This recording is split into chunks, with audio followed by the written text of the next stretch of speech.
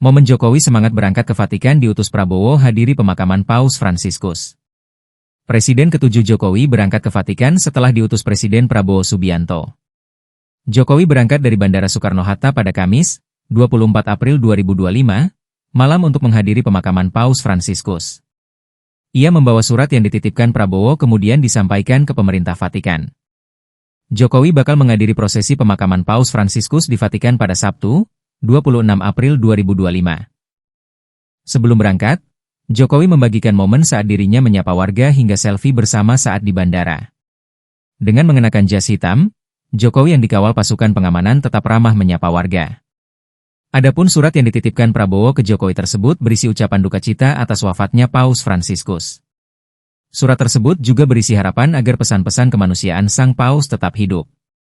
Surat ini membawa pesan bahwa pemerintah dan seluruh rakyat Indonesia merasa sangat kehilangan